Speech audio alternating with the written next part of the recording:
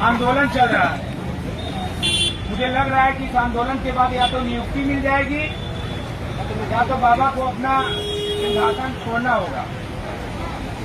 ऐसा आंदोलन अभी तक हुआ नहीं होगा।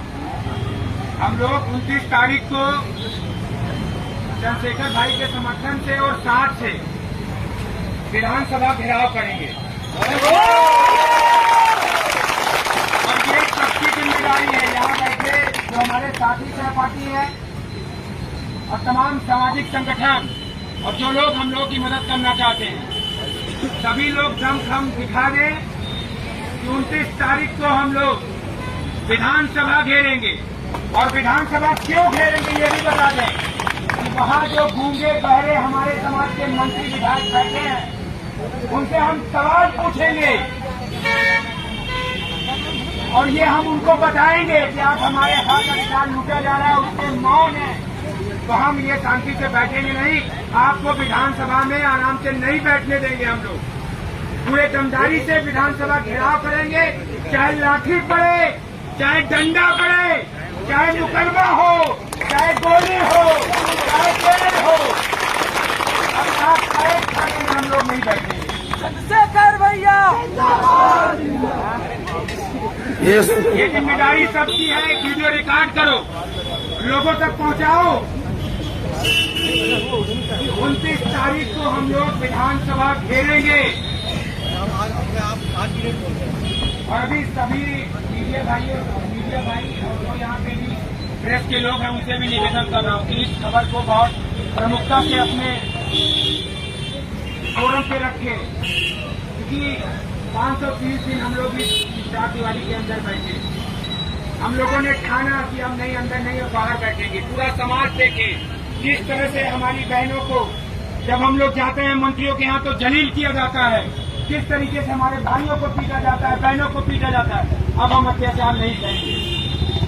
आप लोग अत्याचार सहेंगे क्या? विधानसभा घेरेंगे ना? तो ताकत बढ़ाइए। अभी 2 दिन का समय है, पूरी दमदारी से सब लोग लगिए और ये बताइए कि चंद्रशेखर भाई इस बार इस आंदोलन को बाबा की कुर्सी हिलाने का काम करेंगे। सब लोग कह रहे थे, बार बार मुझसे यही सवाल पूछ रहे थे, चंद्रशेखर भाई नहीं आ रहे, अब आ गए हैं और हम लोगों को पता भी नहीं था। और मैं ये बात आप लोगों को बता दूं कि आप लोगों पे जब भी ऐसी पीड़ा पड़ेगी चंद्रशेखर भाई बिना बताए, किसी को नहीं पता, वहाँ पे बार बार हाथ बदनाम सुधरे कौन आ गया कौन आ गया। लेकिन ये बात समझिए, ये पीड़ा आप लोगों की ज्यादा हो गई। अभी भाई यहाँ अभी हम लोग अंदर बैठे थे ना बड़े आराम से, अब यहाँ हम लोग बाहर आ गए ना तो भाई भी आ गए। इनका नंबर ले लो। तो सभी लोग कोई शांति से नहीं बैठेगा। एक लोग 10 लोगों को फोन करो और पुलिस प्रशासन से भी बोल दो कि यहाँ जितना बैरिकेटिंग लगाना हो, जितना बार बल्ली लगाना हो लगा ले। 29 तारीख को हम विधानसभा घेरेंगे।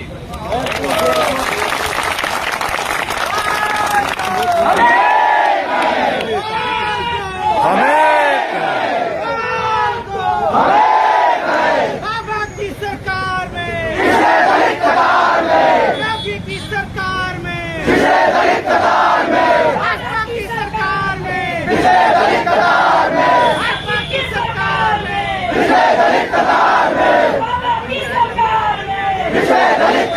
में, मोदी की सरकार में,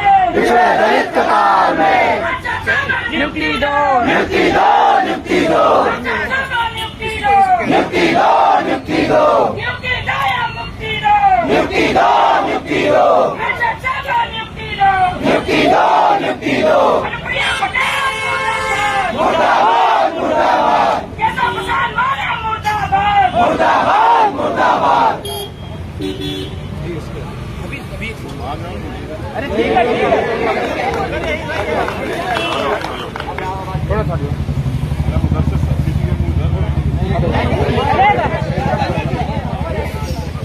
प्यारे भाइयों बहनों, पिछले लंबे समय से 530 दिन एक बहुत बड़ा समय होता है और आप जो लड़ाई लड़ रहे हैं किसी का अधिकार छीनने की लड़ाई नहीं। आपने जो मेहनत करके और आपके माता पिता ने जो एक एक पैसा जुटा के आपको इस काबिल बनाया कि आप कंपटीशन पास करें और रोजगार करें, और जब आपने अपनी मेहनत से कंपटीशन पास भी कर लिया और आप रोजगार के करीब भी आ गए, तो सरकार और उनके षड्यंत्रों ने आपसे आपकी नौकरी छीन ली। मैं चाहे देश के किसी भी कोने में रहूं, लेकिन जब जब आपके आंदोलन चलते हैं मैं आप लोगों को देखता रहता हूं। मुझे इस बात का दुख है कि नेताओं के साथ साथ मेरी शिकायत ये समाज से भी है। इतना बड़ा समाज है हमारा उत्तर प्रदेश में, अगर एक बार भी समाज अंगड़ाई ले लेता तो मुख्यमंत्री जी उसी दिन मान लेते। लेकिन मुख्यमंत्री जी भी इस बात को समझते हैं कि भाई ये बहुत समझदार लोग नहीं और इनके लोग भी इनके साथ नहीं है। चाहे इनके ऊपर लाठी चला लो, चाहे इनको गाली लेके अपमानित कर लो, चाहे इन बच्चों के कपड़े फाड़ दो, चाहे मारपीट करो, चाहे अपशब्द कहो, चाहे उठा के फेंक दो, चाहे थाने में पकड़वा दो, इनकी कोई सुनने वाला तो है नहीं। देखो, शारीरिक कमजोरी, शारीरिक गुलामी तो समझ आती है, लेकिन आज हम शारीरिक गुलामी के शिकार नहीं, मानसिक गुलामी के शिकार हैं। ना हम अपने संख्या बल को समझते हैं और ना ही हम अपने दिमाग का सही प्रयोग करते हैं। अभी बिहार में जातिगत जनगणना हुई और आप सबने देखा होगा कि 90% से ज्यादा आबादी बिहार में दलित, पिछड़े, आदिवासी, मुसलमान, जैन, सिख, बौद्ध यानी कि SC, ST, OBC और माइनॉरिटी के लोग भी। यहां 10% आर्थिक आधार पर आरक्षण पास हुआ, आपने देखा। अब जिनके लिए हुआ उनके समाज ने शायद एक दिन में आंदोलन न किया हो, लेकिन हमारे नेताओं ने बढ़ चढ़ के उनका समर्थन किया। कोई कहता 20% मिलना चाहिए। अब ये जो आंकड़े आए इनसे क्या पता लगा कि उनकी आबादी 10% भी नहीं है, 10% आबादी नहीं है और 10% रिजर्वेशन मिल गया है। तो यानी कि जो बच्चा अभी बालिग भी नहीं है उसके लिए भी नौकरी का इंतजाम हो गया। और आपकी आबादी 90% है और जो हिस्सेदारी आपको मिली है 49%, 49.5%, उसको भी ये लोग छीन ले रहे हैं। तो इसका मतलब जो नेता यहां बैठे हैं उत्तर प्रदेश की विधानसभा में या उत्तर प्रदेश से चुन के जाके जो लोकसभा में बैठे हैं, वो सिर्फ अपने निजी स्वार्थ का काम आगे बढ़ा रहे हैं। अगर वास्तविकता में वो समाज के लिए राजनीति कर रहे होते तो आपकी लड़ाई लड़ते। आपको क्यों बैठने देते? आपने तो वोट दिए ना उनको। वो यहाँ आपकी जगह खुद बैठते, आपको कहते बहनों आप घर में जाके बैठो, हम लड़ेंगे ना लड़ाई। आपने हमें चुना है, हम आपके नेता हैं, आप हमें वोट देते हो। वोट सबसे शक्तिशाली होती है, करोड़ों रुपए से कीमती होती है वोट। आप क्यों लड़ोगे? हम लड़ेंगे। लेकिन बुरा यह है उत्तर प्रदेश में कि जितने नेता हमने निर्माण किए वो बेचारे अपने व्यक्तिगत स्वार्थ और अपनी राजनीति, व्यक्तिगत राजनीति के इतर समाज के लिए एक शब्द नहीं बोल पा रहे। परिणाम ये है कि आपको 530 दिन से लड़ना पड़ता। अब बुरा ये है कि लड़ाई कब तक चलेगी। मैंने इनसे भी कहा कि अब इसका अंत होना चाहिए। अंत का तरीका ये है कि क्या तो हम इस लड़ाई को छोड़ दें, पीछे हट जाएं, या फिर हम इस सरकार से लड़ाई जीत लें। तो मैं आपसे आग्रह करूंगा, मेरी चाय आ गई, धन्यवाद बहुत बहुत। तो मैं आप सबसे आग्रह करूंगा, 29 तारीख को हमने विधानसभा घेराव का निर्णय लिया कि हम विधानसभा घेराव देखो बंद करो, भी नहीं आए हो। पढ़े लिखे लोग हैं ना आप लोग, तो आपसे तो कोई ये भी नहीं कह सकता कि भाई ये कम पढ़े लिखे लोग हैं। आपने तो कंपटीशन पास किया। अब आप सोचो जब पढ़े लिखे लोगों के साथ ये हाल है तो गांव का आम आदमी किस तरह के शोषण का शिकार होगा या उसके अधिकारों पर किस तरह कुठारघात किया जा रहा हो। मैं आपसे अपील करूंगा, ये जो सरकार है इसका चरित्र ऐसा है कि ये सिर्फ वोट से डरती है। इस आंदोलन को और तेज करना पड़ेगा। अगर कल के बाद, परसों के बाद ये नहीं माने ना, तो मैं आपसे कहूंगा कि आप फिर इस आंदोलन को अगले 3 महीने अलग तरीके से चलाएं। मैंने तो अभी इनके ऊपर छोड़ा था कि आपकी बात को मान जाएंगे, लेकिन ये नहीं मान रहे। फिर हमें आंदोलन को बदलना पड़ेगा। भाई जिस आंदोलन से ताकत नहीं मिल रही है, यानी कि दुश्मन हार नहीं रहा, यानी कि हमारा लक्ष्य पूरा नहीं हो रहा है, तो हमें चेक करना चाहिए, एनालिसिस करना चाहिए क्या दिक्कत हो रही है। कब तक बैठे रहोगे आप यहाँ? आपको तो बैठना चाहिए संख्या बल के आधार पर। विधानसभा में आप बैठे हो यहाँ, आप समझते हो? संख्या बल के आधार पर आपको कहाँ बैठना चाहिए? और बैठे कहाँ हो? आपकी संख्या इतनी है उत्तर प्रदेश में कि आपको देने वाला बनना चाहिए, समझ रहे हो? साहब कहा करते थे कि भाई नोटों वाला भी वोटों वालों से हार जाएगा, क्योंकि नोटों वालों पे पैसे हैं, लेकिन हमारे पास vote, one vote one value. तो हम अपनी वोट का सही प्रयोग नहीं करते, इसलिए आज हम इस हालात में।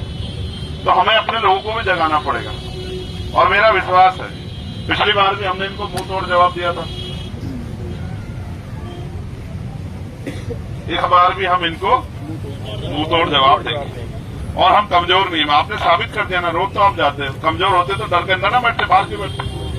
लेकिन देखो मेरी बात सुनो, इतिहास को याद करो, कभी कभी कुछ लड़ाई खाली बल से नहीं जीती जाती। भाई आप देखो ना, शहीद आजम सरदार भगत सिंह ने 56 दिन भूख हड़ताल करी, तब जाके निकम्मी अंग्रेजी सरकार झुकी ना। अगर पहले दिन उनको एहसास हो जाता कि ये 56 दिन तक लड़ सकते तो पहले दिन नहीं मान जाती क्या? वो आपका हिम्मत, आपकी ताकत चेक कर रही। और गूंगे बहरे नेता क्या लड़ेंगे आपकी लड़ाई? आप जाते हो, वो आपसे फोटो खिंचवाने से भी डरते हैं, आपकी बात तो क्या कहेंगे? मैं आपसे लिख के कहता हूं, मुझे ऐसा लगता है हम अपनी हालात के जिम्मेदार खुद हैं। अगर हम समझदार होते और जिम्मेदार से काम करते, हालात थोड़ा ही होती। अब 24 का चुनाव आ रहा है, चुनाव नजदीक, आप चिंता मत करो। अगर आप डटे रहे ना, तो ऐसे जैसे प्रधानमंत्री हाथ जोड़े थे ना, आपको याद है किसानों के आगे? अगर मुख्यमंत्री आपके आगे हाथ ना जोड़े तो मैं राजनीति करना छोड़ दूंगा। पिछली बार भी 22 का चुनाव नजदीक था, आपको याद है 22 का चुनाव नजदीक था, तो हमने एक आंदोलन में इनको हरा दिया था यहाँ, याद है ना आपको? बाहर नहीं आए थे उस दिन अमरिंदर, अंदर से। इस बार तो हम बाहर आएंगे, चाहे ये लखनऊ की जेल बड़ी करा ली, ये भी जेल ही थी पहले, आपको पता नहीं है। ये जो इको गार्ड है ना, पहले जेल हुआ करती थी, पुरानी जेल है। अभी तक आप जेल के अंदर आंदोलन चलाते हैं, अब इस आंदोलन को बाहर आप ले आए हो। अब इस आंदोलन को 29 तारीख को विधानसभा लेके जाना है, और उसके बाद अब ये गली गांव मोहल्लों में, नगरों में अब इस पर चर्चा करानी है, और ये बताना जो सरकार हमारा संवैधानिक अधिकार हमें दे रही, वो अलग से क्या दे देगी? भाई ये जो योजना चलाने की बात करते हैं, पैसा कहां से लाते हैं? आप ही के टैक्स से तो पैसा है, टैक्स का पैसा आपका दोनों हाथ से लुटा रहे हैं, और फिर भी आपके अधिकार नहीं देना चाह रहे हैं। इसलिए आपसे आग्रह करूंगा, एक तो 29 तारीख में आप जोरदार तरीके से जुटे, ठीक है? पुलिस से हमारी कोई लड़ाई नहीं है, पुलिस में भी तो नेताओं के बच्चे कहाँ हैं पुलिस में, आप बताओ ना। सारे हमारे तो लाठी मारते हुए उनको तकलीफ होती है, उम्र क्या करें? वो जो नौकरी करते हैं सरकार की करते हैं, कल आपकी सरकार होगी, आपकी नौकरी करेंगे, समझते हो? सरकार के अधीन है पुलिस, सरकार के अधीन है एडमिनिस्ट्रेशन, सब सरकार के अधीन है।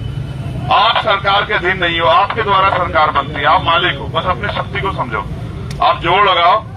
हमारे यहाँ तो एक आंदोलन हुआ, हम तो बैल भी, गाय भी, भैंस भी सब लेके चले गए कार्यालय। आंदोलन तो आंदोलन तरीके से होते हैं, बहुत समझदार लोग भी आंदोलन कामयाब नहीं कर सकते। हमारे यहाँ तो चौधरी महेंद्र सिंह तक किसानों के बड़े नेता जब आंदोलन करते तो सब जाते थे हुक्का हुक्का, वहीं चल के समझते। तो मैं तो आपको कहूंगा, एक बार तो 29 में उस तरह से लड़ो जिस तरह से लड़ते आ रहे हो, आगे फिर उस तरह से नहीं लड़ना है, आगे तो उस तरह लड़ना है जिस तरह लड़ना चाहिए, समझते? हाँ, और सब कुछ है हमारे पास, अपने संगठन की शक्ति है। मैं तो इसलिए कम आता हूँ आप लोगों के बीच में, आपको लड़ते देख, कभी ये कहने लग जाए कि भाई चंद्रशेखर ही आपको चला रहे हैं। भाई आप देखो ना, मेरे पास तो एक व्यक्ति यहाँ होता तो मैं उसको रोज खड़ा कर देता है विधानसभा में, मैं कहूँ न शिक्षक भर्ती के बच्चों को कम याद हो गया, आपने मुझे इतनी ताकत ही नहीं दी, अब थोड़ी थोड़ी दी है ताकत। वो भी बच्चे कह रहे थे भैया मैंने तो वोट दिए, वोट की लड़ाई नहीं है ना मेरी आपकी। आप सोचो मेरे पास कम अवसर होंगे क्या? जब मैं आपके बीच से यहाँ चला गया ना, और मैं मुकदमों जेल से डरता है, तो इन्होंने मेरे ऊपर गोली चलाई, आप सबको पता लगा होगा। तो मैं तो गोली की परवाह करते हुए अगले दिन 3 दिन बाद फिर खड़ा था। अभी भी कौन सी सुरक्षा है मेरे पास? भाई इनके यहाँ अगर इनके ऊपर गोली चल जाती तो 10-20 लोग लेकर घूमते, मैं तो अब भी अकेला घूम रहा हूँ। आप समझते हो, मौत एक दिन आनी है, कहां से डरना मौत से? ना तो जिंदगी इन्होंने दी है, ना ये मार सकते हैं, मौत एक दिन आएगी सुनिश्चित है। वो दिन का स्वागत करेंगे हंसते हंसते, लेकिन अपने लोगों को मरने छोड़ो। जब तुम्हारे ऊपर लाठियां पड़ती हैं, तुम्हें अपमानित क्या तकलीफ नहीं होती हो क्या? जब हम तुम्हें बहन कहते हैं तो हमें तकलीफ नहीं होती होगी? हम तो जिनको जानते हैं उनकी लड़ाई भी लड़ते हैं। तुम्हारे तो बीच में रखे गए, तुम्हें तड़पते देखा, लड़ते देखा, तुम्हारे आंसू की वैल्यू समझते हैं तुम्हें एहसास नहीं होगा। जब भी तुम्हारे ऊपर लाठी उठती है, तुम्हें अपमानित किया जाता, बहुत दिल दुखता है। लेकिन क्या करें, अगर ऐसा होता कि तुम्हारे अधिकार किसी के दफ्तर में रखे होते तो वो दफ्तर चाहे तोड़ के लिए आते, अब एक मुकदमा दर्ज हो जाता, उसको उठा लेते फाइलों को। लेकिन तुम्हारे अधिकारों के और तुम्हारे बीच में मुख्यमंत्री बैठ गए और हमने वोट देके सत्ता दी है उनको। भाई, अगर हमारे लोग दलित पिछड़े वर्ग के लोग वोट न देते, बन जाता क्या मुख्यमंत्री? अपनी खुद